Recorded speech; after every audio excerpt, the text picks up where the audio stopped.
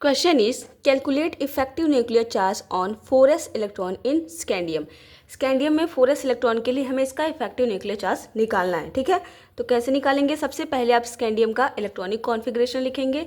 Z होता है आपका एटॉमिक नंबर, कितना होगा 21। तो स्कैंडियम का सिंबल होता है Sc, एटॉमिक नंबर हो गया आपका 21। कॉन्फ़िगरेशन लिखेंगे 1s2 2s2 2p6 3s2 3p6 3d1 and 4s2। ये हो गया आपका स्कैंडियम का इलेक्ट्रॉनिक कॉन्फ़िगरेशन। अब जिसके लिए हमें निकालना होता है इफेक्टिव न्यूक्लियर चार्ज, किसके लिए निकालना है? 4s के लिए।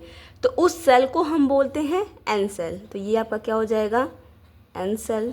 ठीक है, इसके बाद का जो सेल होगा उसको हम बोलेंगे n-1 सेल। तो ये हो गया आपका n-1 सेल। बाकी के जो हमारे इलेक्ट्रॉन होंगे उनको हम बोलेंगे रिमेनिंग इलेक्ट्रॉन। Remaining electron. ठीक है, अब देखिए इफेक्टिव न्यूक्लियर चार्ज निकालने का फॉर्मूला क्या होता है? Z effective is equals to Z minus sigma, या फिर हम इसको और कैसे लिखते हैं? Z effective is equals to Z minus S। आप S लिखिए या सिग्मा लिखिए। ठीक है, Z इफेक्टिव होता है आपका इफेक्टिव न्यूक्लियर चार्ज, Z क्या होगा? एटॉमिक नंबर होगा। सिग्मा हमारा क्या होता है? स्लेटर्स कांस्टेंट, या फिर बोले कि शिल्डिंग पावर। यहाँ पे S भी वही होगा। ठीक है, अब देखिए Z तो हमें पता है एटॉमिक नंबर कितना होगा? 21 होगा। सिग्मा हमें कैलकुलेट करना होगा। तो सिग्मा कैलकुलेट करने का फॉर्मूला क्या होता है? जब भी आपको सिग्मा S और P सबसेल के लिए निकालना हो तो उसके लिए फॉर्मूला होता है sigma equals to 0.35 multiply number of electron in n shell plus 0.85 multiply number of electron in n-1 shell plus 1 multiply remaining electron.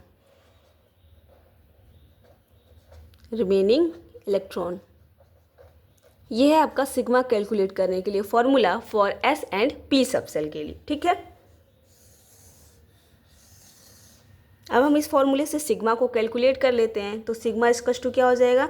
0.35 multiply n cell में जो इलेक्ट्रॉन होंगे उसे हमें मल्टीप्लाई करना है। तो ये है हमारा n सेल जिसके लिए हमें क्या करना है?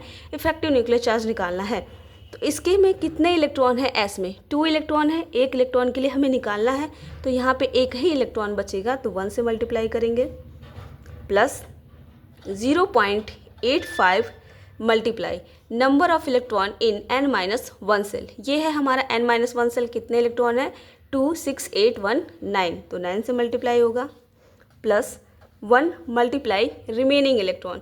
तो रिमेनिंग इलेक्ट्रॉन हमारे यही है 6 2 8 2 10। तो 10 से मल्टीप्लाई कर देंगे। ठीक है, तो यहाँ पे हमारा कितना हो जाएगा? 0.35 प्लस 0.85 का 9 से मल्टीप्लाई करेंगे तो हमारा हो जाएगा 7.65 प्लस 1 का 10 से मल्टीप्लाई करेंगे 10 हो जाएगा। ठीक है, सबको ऐड करेंगे तो हमारा आ जाएगा 18। तो ये आ गया हमारा सिग्मा का वैल्यू। अब हमें Z इफेक्टिव निकालना है। तो Z इफेक्टिव का फॉर्मूला क्या होगा? Z effective is equals to Z minus sigma. तो यहाँ पे Z हमारा कितना है? एटॉमिक नंबर 21 माइनस सिग्मा हमने कितना कैलकुलेट किया है? 18। माइनस करेंगे तो यहाँ पे हमारा कितना आ जाएगा? 3 आ जाएगा।